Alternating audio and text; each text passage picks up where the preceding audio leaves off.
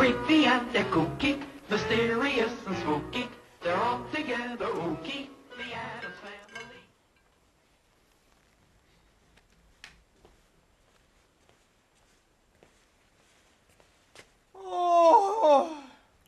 פסטר, אתה מרגיש טוב? נהדר! לא נורא, זה יעבור. את מבטיחה? גם לגומז לא קל. בחילות, דיכאונות, נדודי שינה?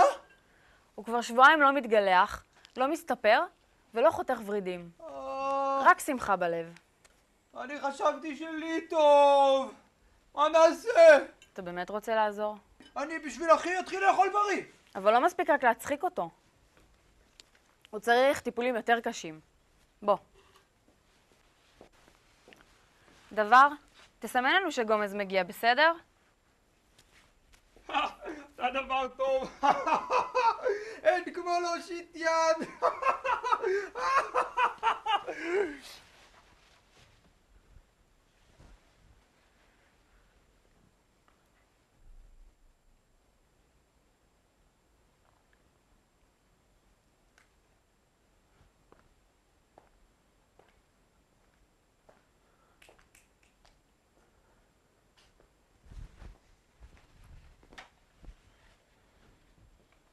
גומז יקירי, אני יודעת מה יוכל לעזור לך. כן, אבל הניאו-נאצים של היום זה לא הנאצים של פעם. לא לזה התכוונתי, למרות שאל-קאידה בכיוון. במבצף?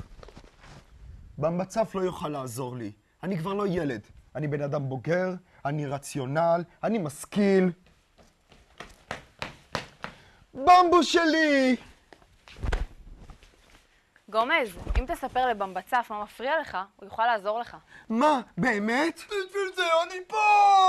טוב, לפני שבועיים גילו לאח שלי סרטן בהרמונית, ואני אינני יודע איך לספר לו. מה? כן, כנראה שהוא גוסס. ואתה פוחד שהוא ימות לך? האמת היא, קיוויתי שאני אהיה זה הראשון שיהרוג אותו. כמה זמן נשאר לו לחיות? במבצף אתה מעציב את גומז, אתה אמור לעודד אותו. תהיה בטח מוות מהיר! אז זהו שלא. כנראה שהמוות יהיה ארוך ומייסר. מזל! האמת היא, אני די מקנא בו.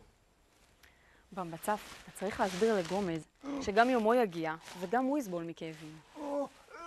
על איזה כאבים מדובר? כעיקרון הכאבים יתחילו בטח כבר היום. מחנק, לחץ בחזה, כאבי ראש, כאבים ברגליים, הוא כל הזמן ייפול. וואו! פרפורים, רעידות. מה זה? מה זה? פרפורים ורעידות. רעידות! ואז יתחילו תופעות הלוואי של הכימותרפיה. זה נהדר!